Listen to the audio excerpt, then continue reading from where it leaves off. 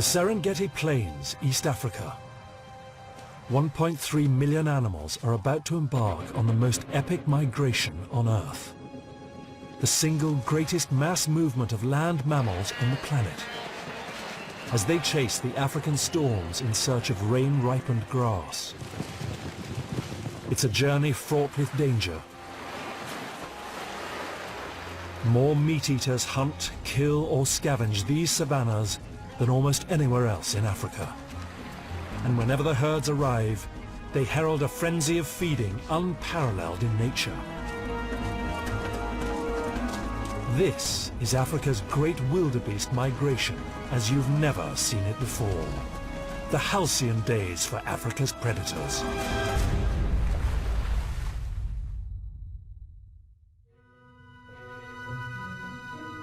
Tanzania, Central Africa. As seasonal storm clouds have watered the vast grass plains of the southern Serengeti, they've brought the grasslands to life and ushered in the greatest concentration of grazing animals on the planet. Yet the 1.3 million wildebeest haven't come just for the lush grasslands. It's early spring, and one of the most significant events in the wildebeest's calendar is about to take place.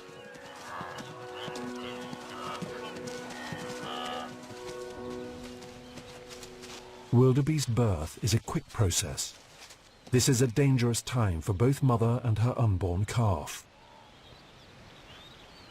With one last push, a new runner joins the herd.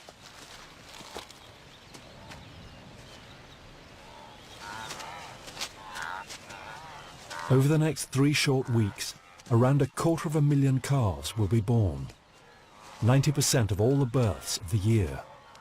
With 500 born every hour, this must be one of the world's greatest population explosions.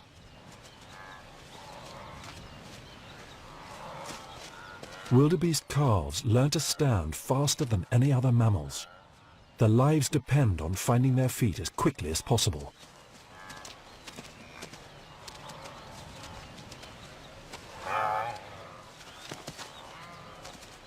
Within just 1 day, the calf will match his mother for speed and agility. It's an ability written in its DNA, as from now on, it'll be running for its life in the greatest race on Earth. Around 1/4 of those calves won't survive their first year and the migration to come. They're on the hit list of nearly every African predator.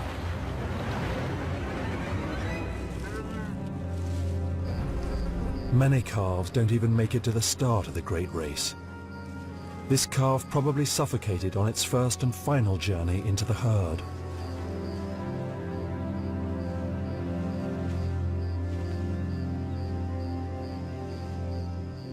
On the plains of Africa, nothing goes to waste.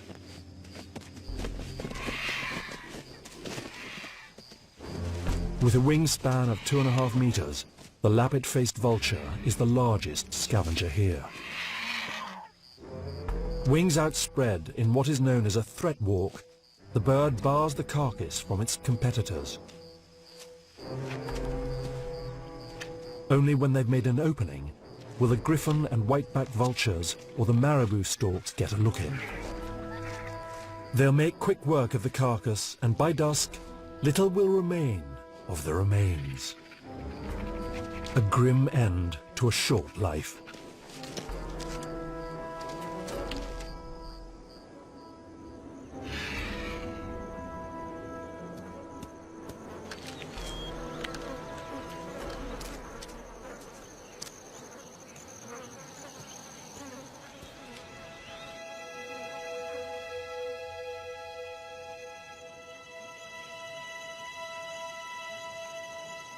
The diffuse light of dawn reveals another tragedy. A lioness has killed an adult bull in the night and concealed it in the shade of an acacia tree.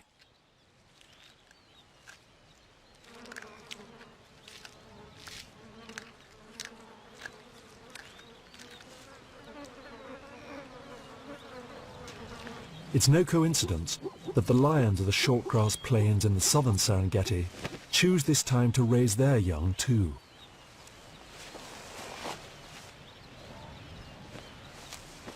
And judging by the size of their bellies, her cubs haven't missed out on the meat course either.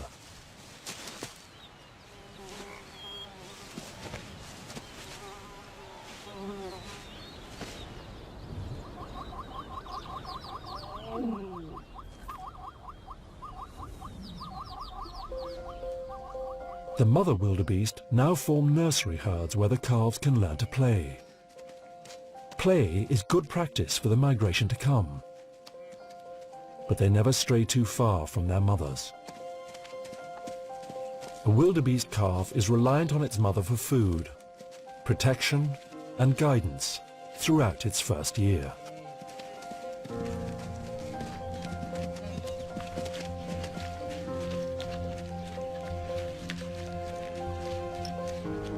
The soils in the southern Serengeti are richer in calcium, potassium, sodium and phosphorus than anywhere else on the wildebeest migration route.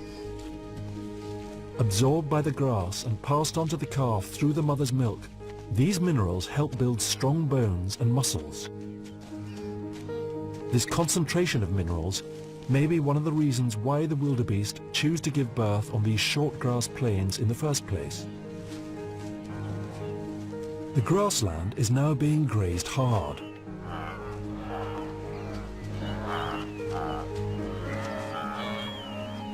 And the byproduct is something that one enterprising animal has evolved to exploit. Dung. The wildebeest herd drops an estimated 420 tons every day. There are over 100 different species of dung beetle in the Serengeti. They spend their days on the lookout for fresh droppings. When they find them, they fly in and build a ball.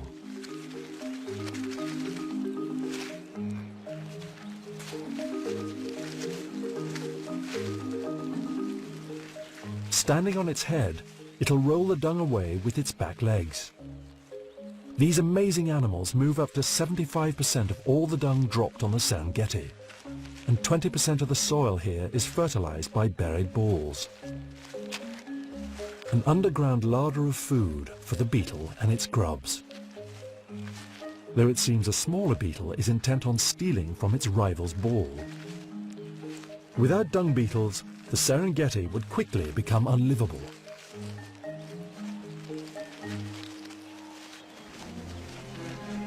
Throughout the spring, the wildebeest herds stock up on the grasses of the southern Serengeti, but they never really stop moving as they scour the plains for fresh pasture. And it's this gradual ebb and flow of animals that ultimately ushers in the Great Migration.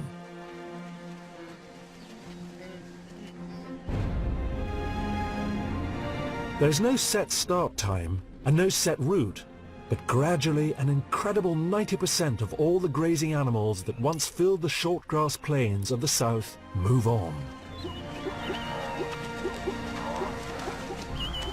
Wildebeest have scent glands in their feet.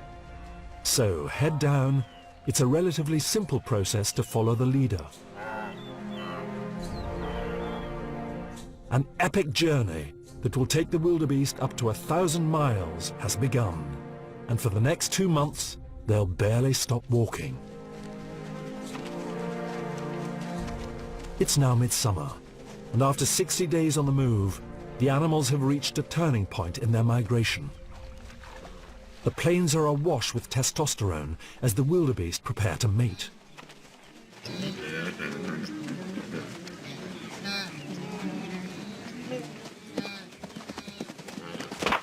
Charging at full speed, the bulls butt heads and establish their dominance.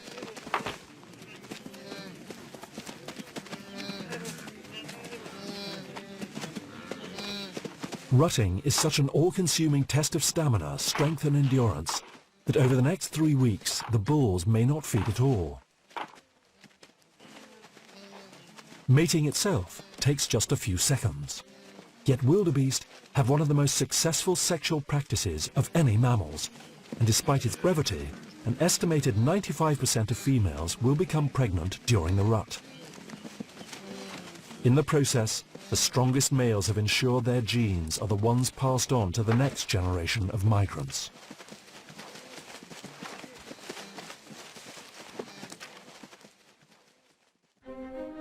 The wildebeest migration around Africa's Serengeti is the most awe-inspiring natural event on the planet. 1.3 million animals on an endless march. It's now late summer, and the wildebeest have reached the northern border of Tanzania, gateway to the lush grassland of Kenya's Masai Mara.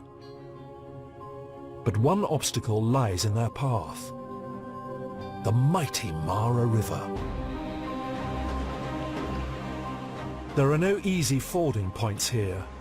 The water, flooded rapids, deep, fast-flowing and filled with crocodiles.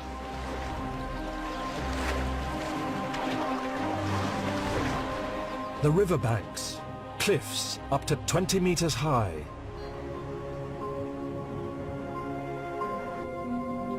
It's a seemingly impenetrable barrier, and for many days the herds amass on the bank.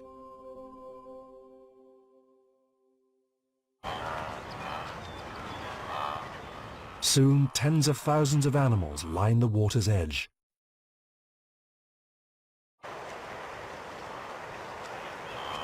As pressure on the bank continues to build, there's nowhere left to run. The animals jostle for space and a calf is pushed over the edge. The rest follow and the stampede is on.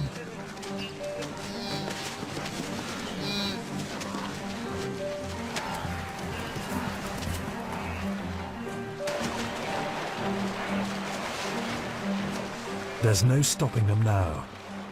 Launching headfirst into the river, the wildebeest take the plunge.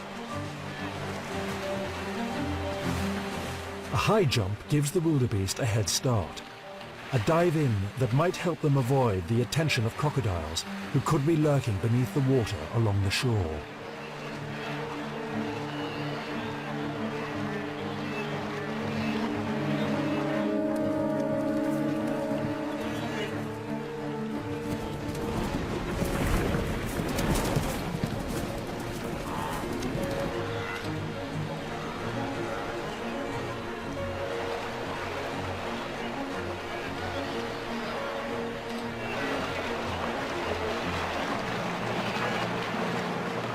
The current is powerful, and the herd are pushed downstream, but wildebeest are strong swimmers with the vigor to make it across.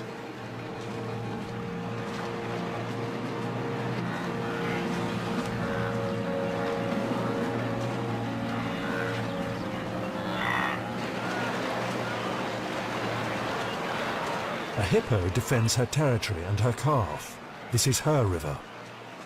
Hippos don't like having their space invaded.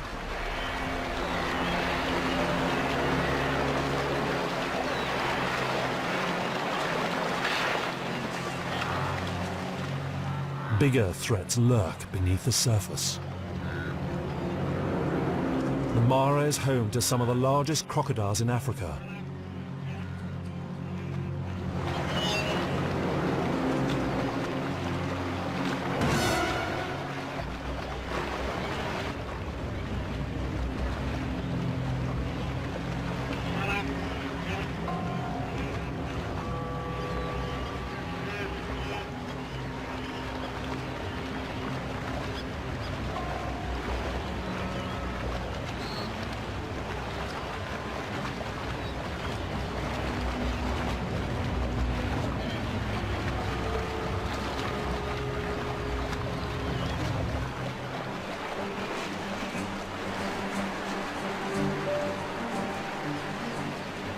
The front runners of the herd have now reached the other side. But the bank is rock and as slippery as ice. It's turning treacherous and the animals struggle to make it up.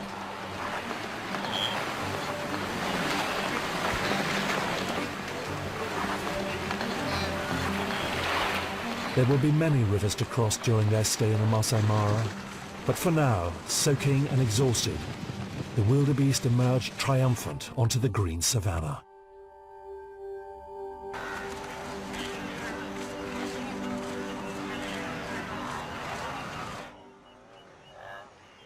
This is what they've been marching for, a promised land, nirvana for African wildlife. The Masai Mara is so productive at this time of the year that from late summer through autumn, the animals will stay put, stock up and regain their strength on the most prevalent plant here, grass. Each grazer has evolved its own way of feeding on it, and the Mara's predators have evolved their own ways of hunting them. Zebra, with their rounded mouths, graze on the main parts of grass, the tall and fibrous upright shoots like hay. They have evolved very acute senses of smell and vision, and that means predators must use stealth to catch them.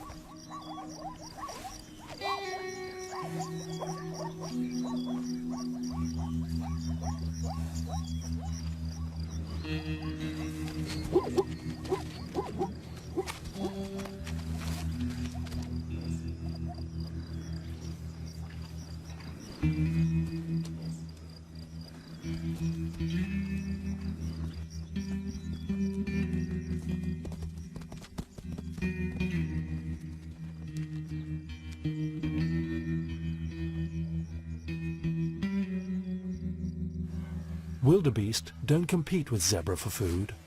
They use their flat, wide mouths to graze deeper and on finer shoots, cutting the grasses off right at ground level.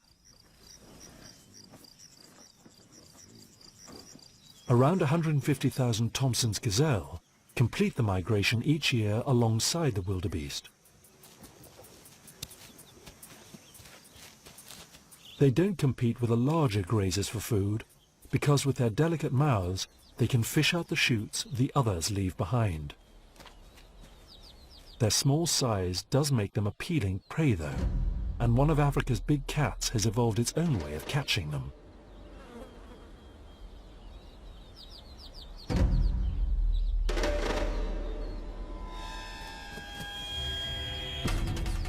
Cheetah may be the fastest animals on land, but it's a close race, and the fastest, most agile gazelles can survive the chase.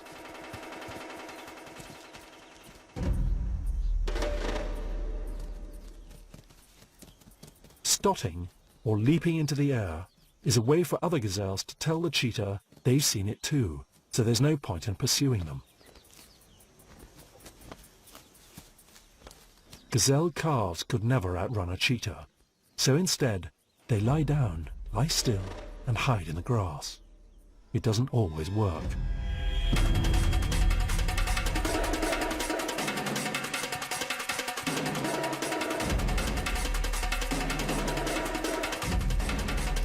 This calf is destined to be removed from the gene pool.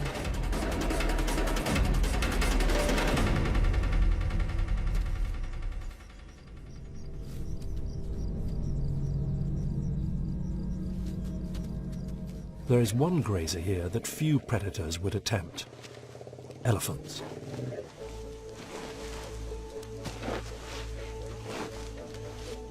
They'll use their feet to kick up great clods of grass, brushing the soil away before eating the plants, roots and all. The Mara's grazers coexist thanks to the different ways they feed, and the result is perhaps the most diverse assemblage of large animals on the planet.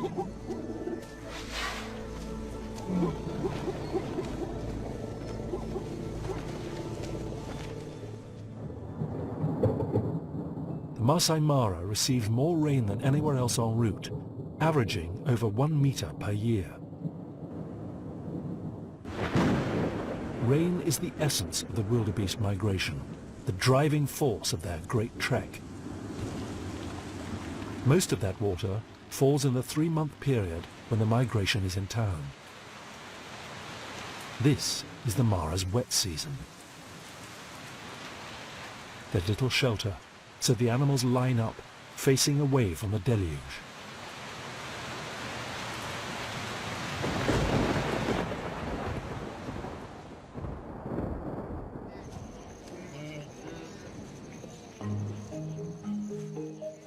All that water has to go somewhere, and the result is a series of brooks and streams that crisscross the plains, tributaries of the Mara River. they form homes for pods of hippos.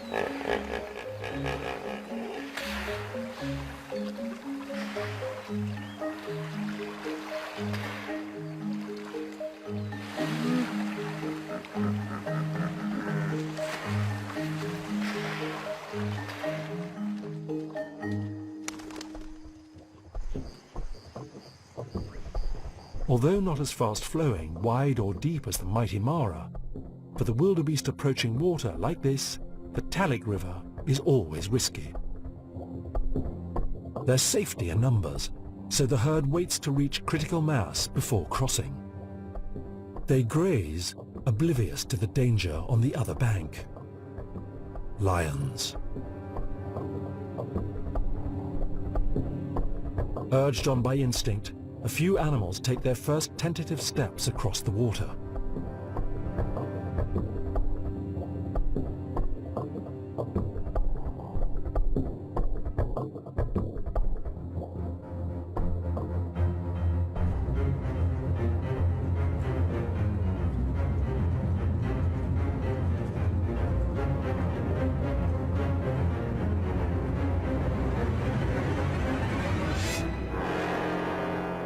One of last year's calves is taken.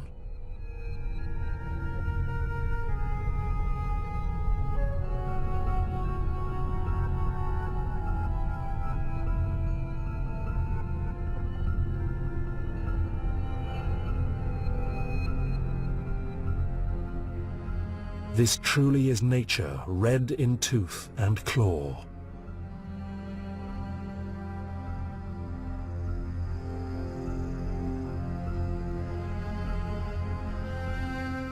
Finally, a death grip to the muzzle, and the wildebeest is suffocated out of his misery. The herd run on. They can never be sure whether there are other lions in the area.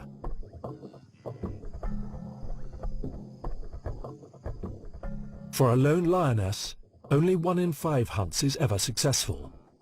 Yet working together, they can bring down their quarry a third of the time. They'll now gorge. They'll consume up to 1/4 of their own body weight in flesh in one sitting. They must eat fast. In lion society, it's the king that rules, and the male and the rest of the pride are not far behind. He's 1/3 larger and 1/3 heavier than the lionesses, and he'll take the lion's share.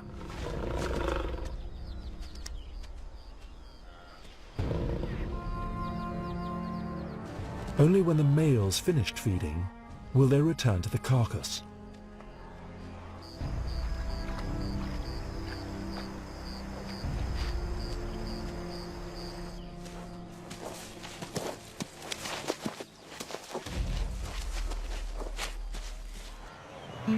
For the wildebeest herd, there's no time to rest. Lions are just one of the dangers they must face.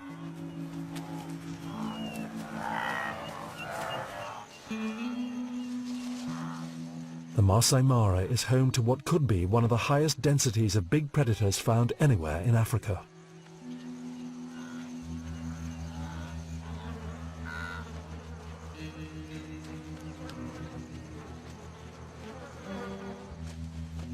Cheetahs. These 3 brothers have been patrolling the Mara for the last 3 years. Male cheetahs often form alliances for life. Their territory stretches across large swathes of the Masai Mara, and they'll cover tens of kilometers in a day on patrol. They do have favorite spots, vantage points from where they can survey the plains.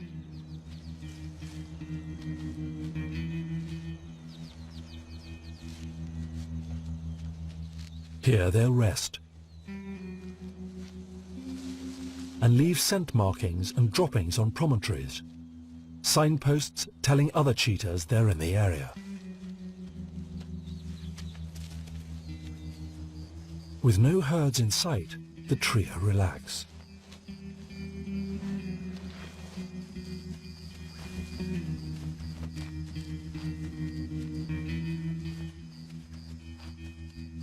As the sun sets over the Mara, other predators are on the prowl.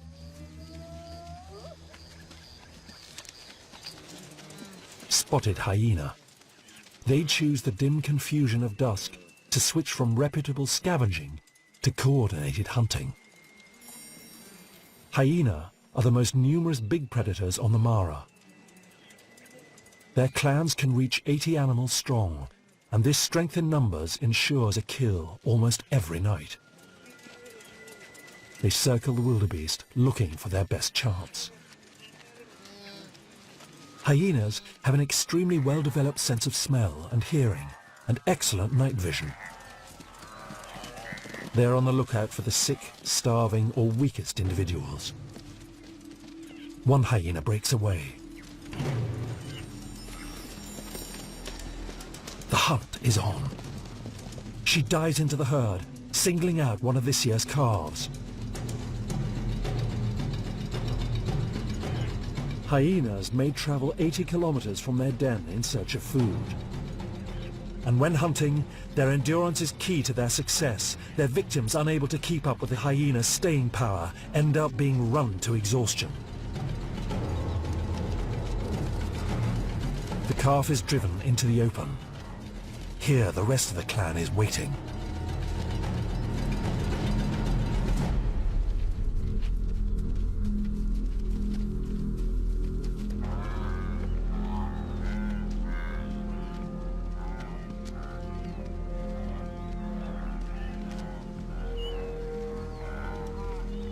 Hyenas have the strongest bite of any mammals and can easily chew their way through solid bone.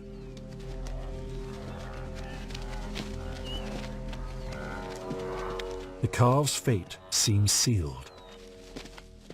Then something incredible. A hyena from a rival clan bears down on the prey. The pack breaks away. Hyena won't tolerate a rival on their patch, and they can always catch another calf.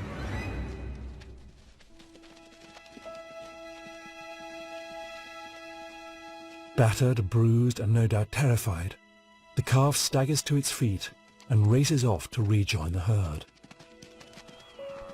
It's been a close shave.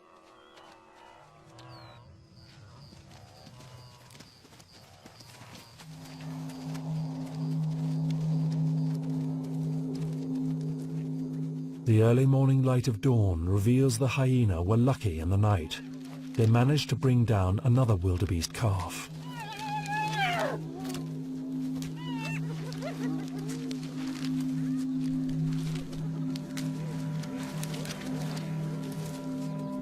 Now they've got to keep it. Jackals, vultures, marabou storks are always on hand to steal what morsels they can.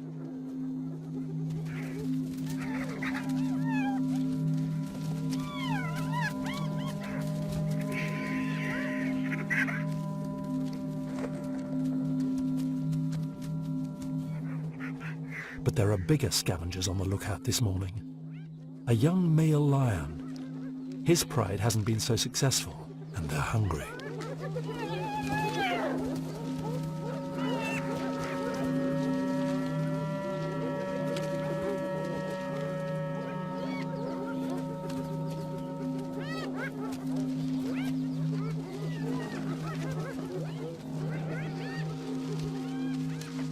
In a reverse of popular perception, the lions now turn scavenger and attempt to drive the hyena off their kill. It's a standoff.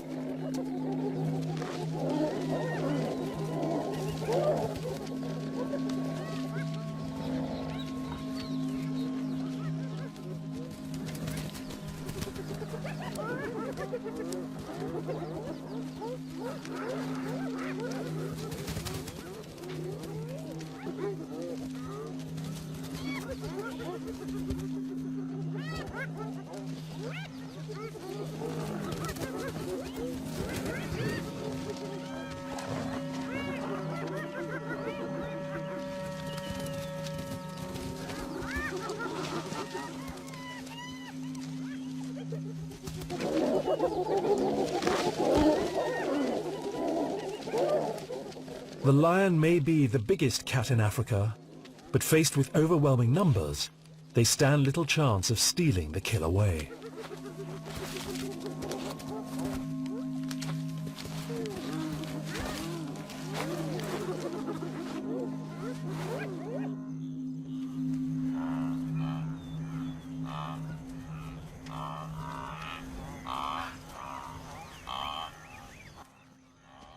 The three male cheetahs haven't moved far from their vantage point in the night, and they're hungry.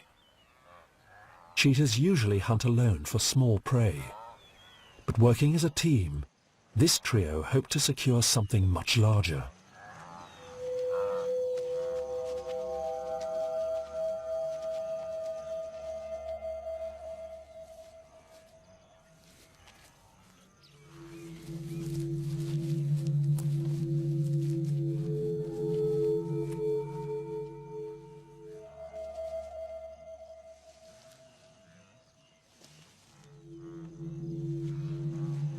The herd edges ever closer to the cheetahs. The three crouch down like runners on the starting blocks, hiding in the just long enough grass. Heads down, waiting for the wildebeest to approach. The cats play cat and mouse on a large scale. A waiting game, they hope. Lie still, lie hidden, keep watching, and let the prey come in.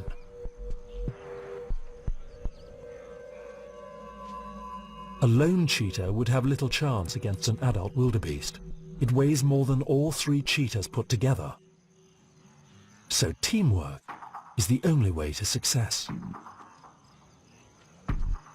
The wildebeest come within range.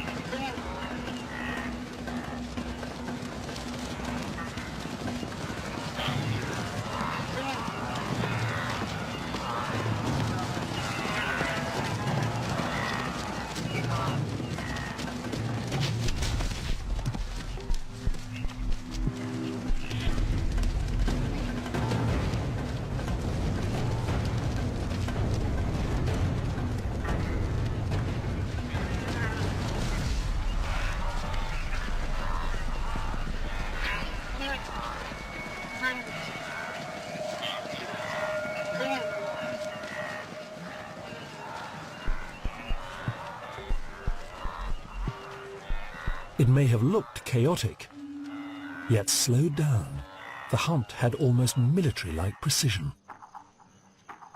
First snipers, perfectly still they keep watch, singling out their target. Second, springing from the ground like lethal mortar bombs, they cause panic and chaos in the herd. Cheetah are the fastest animals on land and can accelerate from 0 to 50 in just 3 seconds. Third, 2 cheetahs split mother from calf, separating them, while the third cheetah aims for the kill, deftly tripping the calf with his front paw. Yet the wildebeest aren't without defense. The mother charges in, risking her own life to save her calf. Back on its feet, it's running for its life. The second and third cheetah now return, once more separating the wildebeest and isolating the calf. To aid its sprint, the cheetah's feet are equipped with blunt claws that act like spikes on running shoes. Unique amongst all cats, the claws can't be retracted into a sheath. Instead, they're always out and ready to run. And game over. Once the prey is on the ground, its fate is sealed. Death by asphyxiation. Cheetahs may be the fastest animals on land, but there's a drawback to that speed. It raises their body temperature to near fatal limits, as muscles produce heat 60 times that of a cheetah at rest.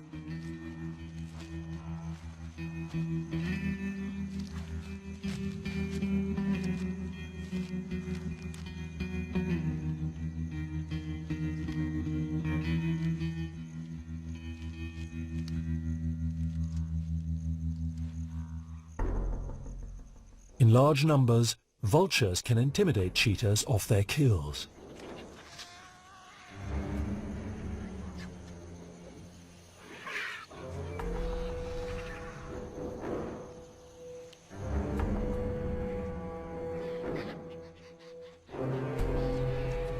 Having had their fill, they'll move off in search of water and shade.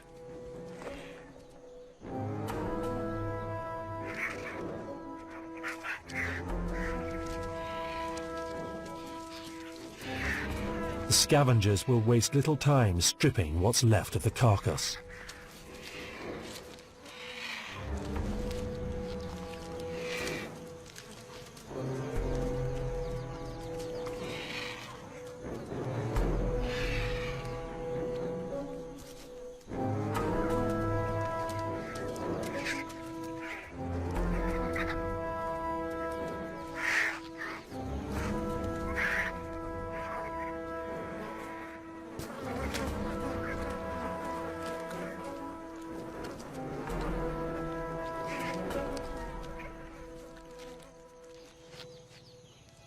The cats pause to clean off the blood of victory. It's been a successful morning.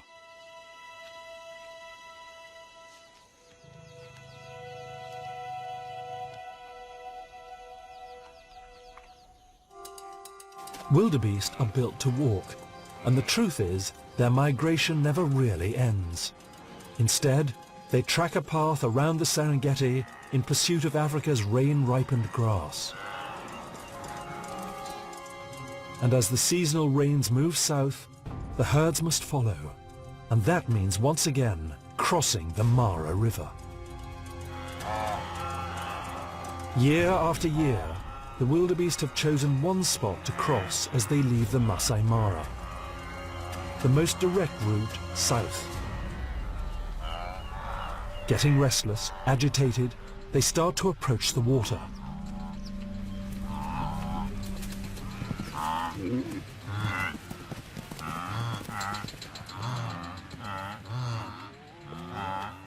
Nervously, tentatively, they edge forward, sniffing the ground as if checking for crocodiles.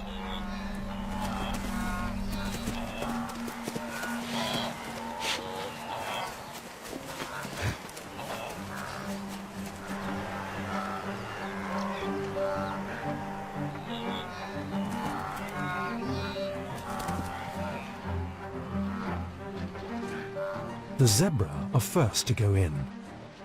They have more acute senses than the wildebeest and often lead the way at crossings.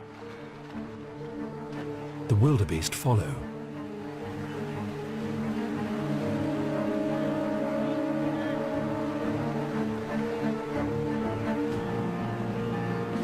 This is what the crocodiles have been waiting for. They seem to select particular animals. Those at the edge of the herd are favorite. Like torpedoes, they home in on the weak, injured or young calves. Their strategy, use their own body weight to drag their unfortunate victims under and drown them.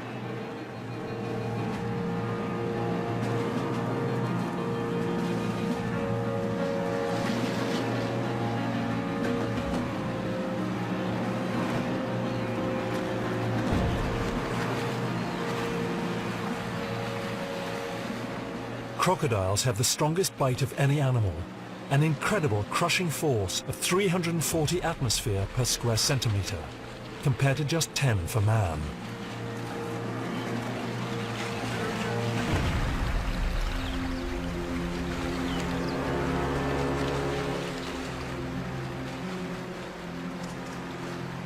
And measuring 6 meters, they're totally unstoppable.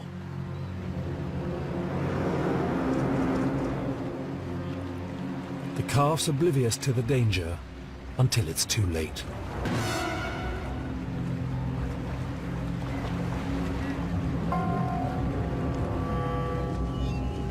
And still the herds keep coming. The forward momentum of the crossing draws the remaining animals off the plains. A lioness. The herd is spooked. The lioness won't risk an attack until the wildebeest are within 10 meters, but now she has a chance.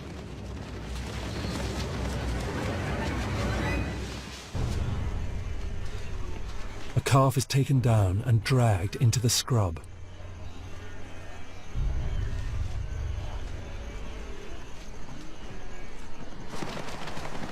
The stampede continues, the animals running in chaos. Like a shoal of fish, wildebeest seem to know that the middle of the herd is the safest place to be and jostle for safety.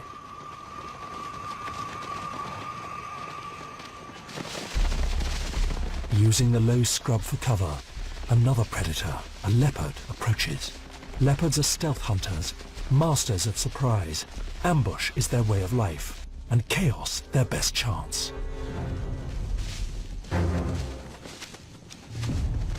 Grabbing the calf by the neck, she bites down on its windpipe and tightens her grip.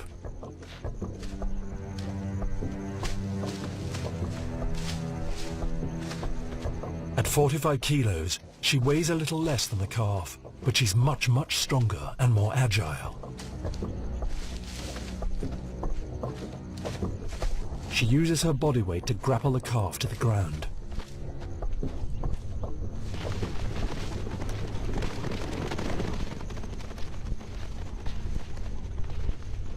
Now, with surgical precision, she crunches at the neck, crushing the wildebeest's windpipe. And with a turn of her head, she blocks the airways.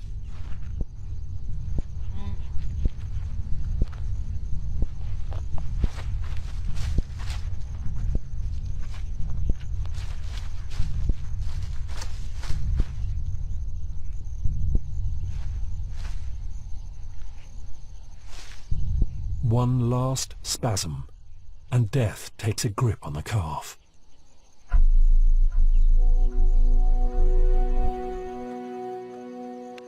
Leopards are among the smallest members of the big cat family, so to prevent her kill from being taken by lions, hyena or other scavengers, she now drags it away to a safe hiding place near the river.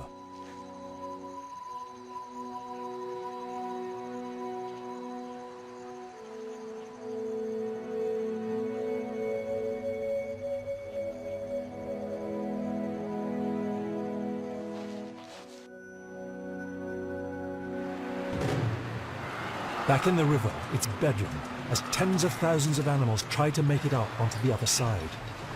The banks are steep and slippery, and there are few places where the animals can make it out.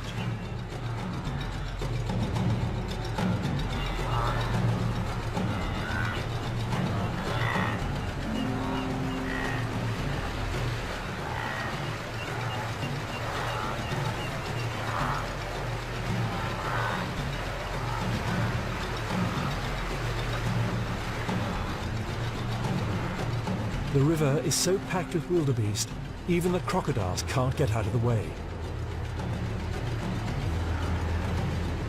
Yet still the hunt is on.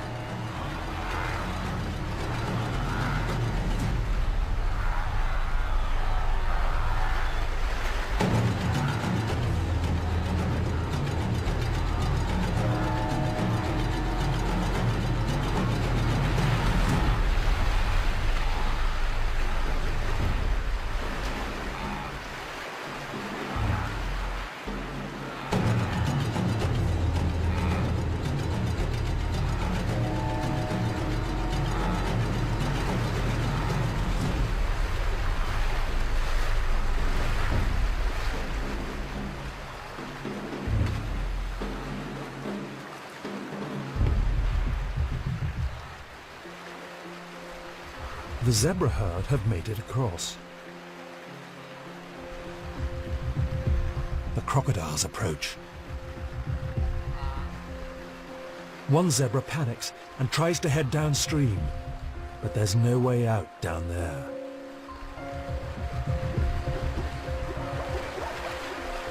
Trapped by a vertical, slippery wall of mud, the lone zebra's fate seems sealed. On the bank above, the rest of the zebra herd wait, braying, watching.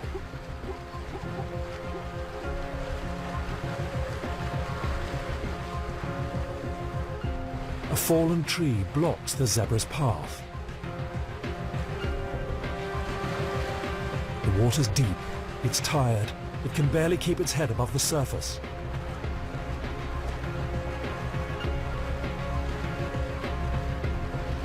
In just a few days of river crossings, over 10,000 animals can die. Most are not taken by the lions, leopards or crocs. They're trampled on, drowned, or simply die of exhaustion, trying to find their way out of the water. Then somehow, the zebra finds a way through and up the bank to the waiting herd.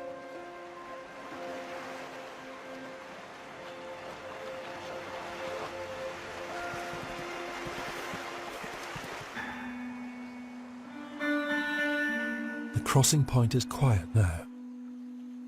Yet, it's littered with the remains of the dead.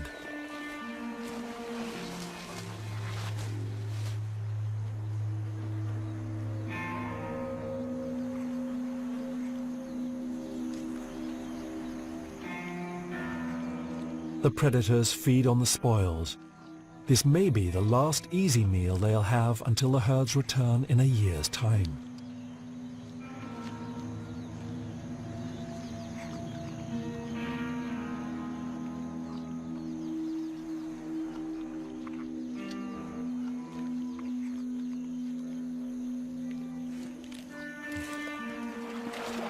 In the water, the crocs are feeding too. Crocodiles have no chewing teeth, so they work together, taking it in turns to hold the carcass or rolling to rip off chunks of flesh. They'll swallow it whole.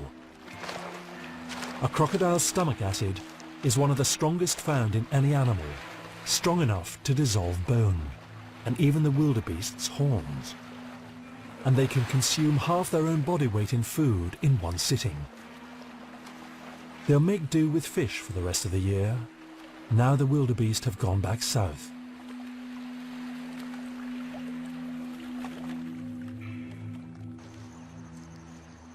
On the bank above, the cub has joined the leopard mother. She stashed her kill at the base of a tree, and it's time for them to feed. The cub is too young to hunt for himself, but he'll investigate the carcass and play whilst the mother eats. Play helps him learn how to kill.